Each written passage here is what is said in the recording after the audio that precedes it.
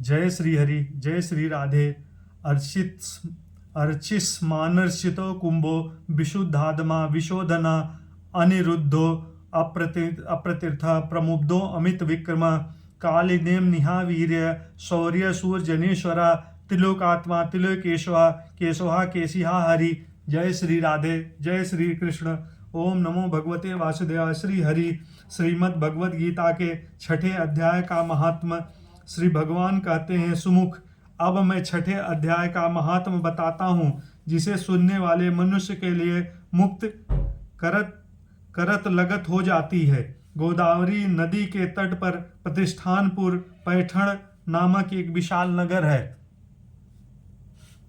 जहां मैं पिपतलेश के नाम से विख्यात होकर रहता हूँ। उस नगर में जानश्रुत नाम के एक राजा रहते थे, जो भूमंडल को प्रजा को अत्यंत प्रिय थे। उनका प्रताप मार्तंड मंडल के प्रचंड तेज के समान जान पड़ता था। प्रतिदिन होने वाले उनके यज्ञ से धुएं से नंदन बन के कल्प वृक्ष इस प्रकार काले पड़ गए थे, मानो राजा की असाधारण दयाशीलता देखकर वे लज्जित हो गए हों। उनके यज्ञ में प्राप्त पुरोडाश के रसास्वादन में सदा आसक्त होने के कारण देवता लोग कभी प्रतिष्ठानपुर को छोड़कर बाहर नहीं जाते थे। उनके दान के समय छोड़े हुए जल की धारा प्रताप रूपी तेज और यज्ञ के धूमे से पुष्ट होकर मेघ ठीक समय पर वर्षा करते थे। उस राजा के शासन काल में ईतियों खेती से होने वाले 6 प्रकार के उपद्रवों के लिए कहीं थोड़ा भी स्थान नहीं मिलता था और अच्छी नीतियों का सर्वत्र प्रसार होता था। वे बावली कुएं और पोखरे खुदवाने के बहाने मानो प्रतिदिन पृथ्वी के भीतर की निधियों का अवलोकन करते थे। एक समय राजा के दान तप यज्ञ और प्रजा पालन से संतुष्ट होकर स्वर्ग के देवता उन्हें वर देने के लिए आए।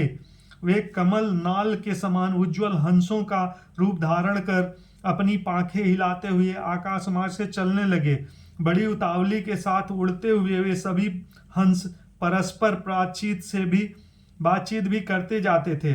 उनमें से भद्राक्ष आदि 2-3 हंस वेग से उड़कर आगे निकल गए।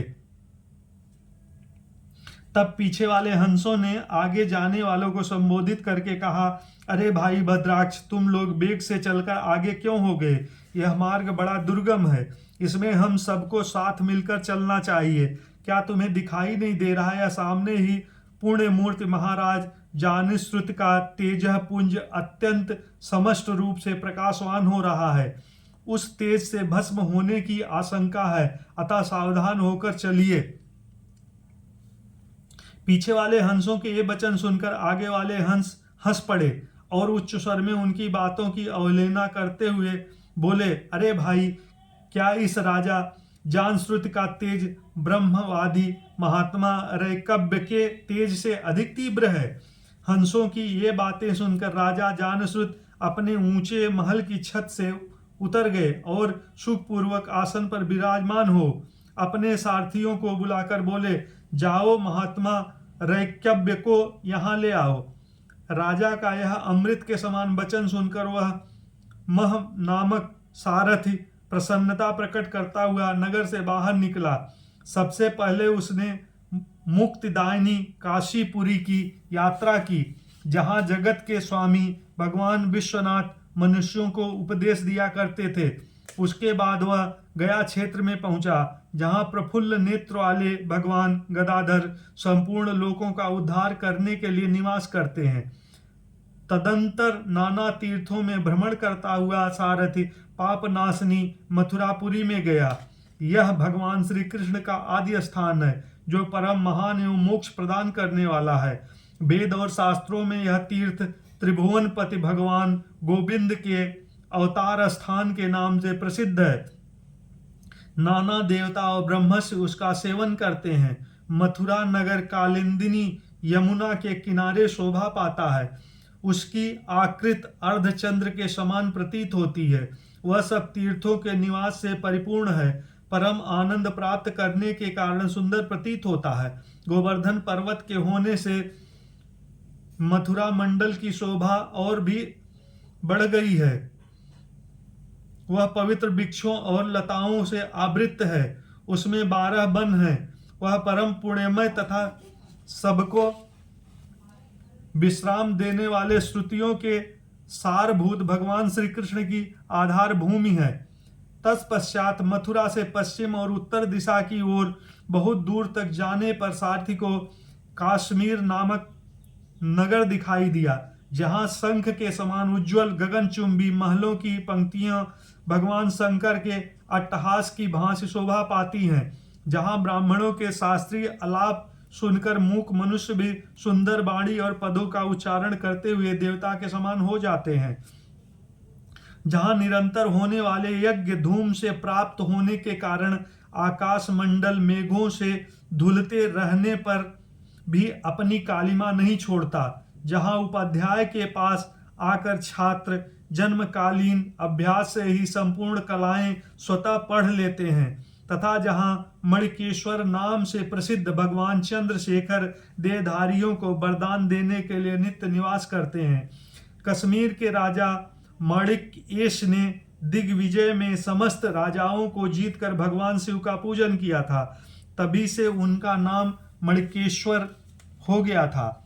उन्हीं के मंदिर के दरवाजे पर महात्मा रेक्स एक छोटी सी गाड़ी पर बैठे अपने अंगों को खुजलाते हुए वृक्ष की छाया का सेवन कर रहे थे।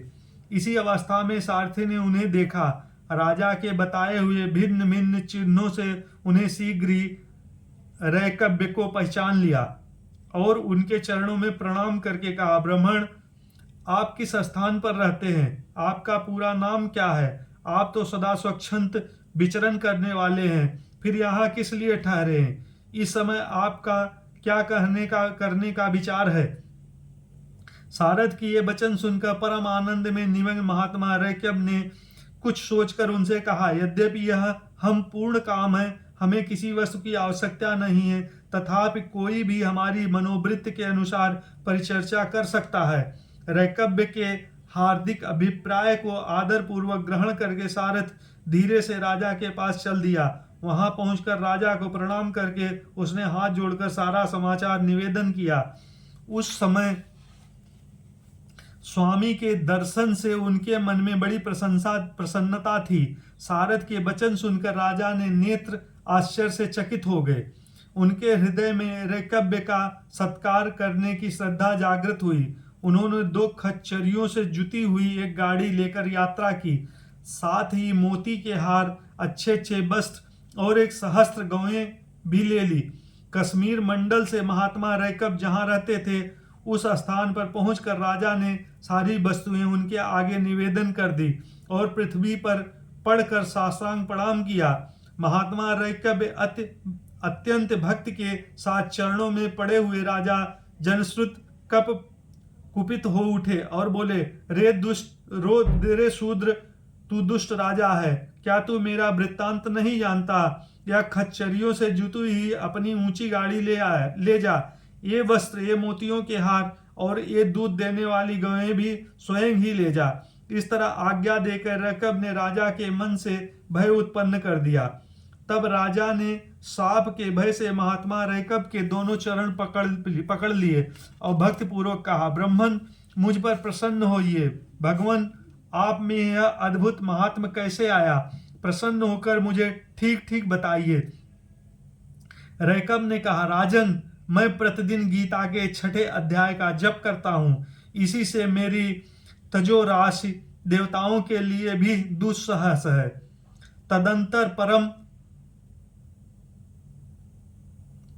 परम बुद्धिमान राजा जनश्रुति ने यत्न पूर्वक महात्मा रैकब से गीता के 6ठे अध्याय का अभ्यास किया।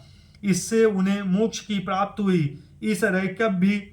इधर रैकब भी भगवान माणिकेश्वर के समीप मोक्षदायक गीता के 6ठे अध्याय का जप करते हुए सुख से रहने लगे। हंस का रूप धारण करके वरदान देने के लिए आए हुए देवता भी विस्मित होकर स्वेच्छानुसार चले गए।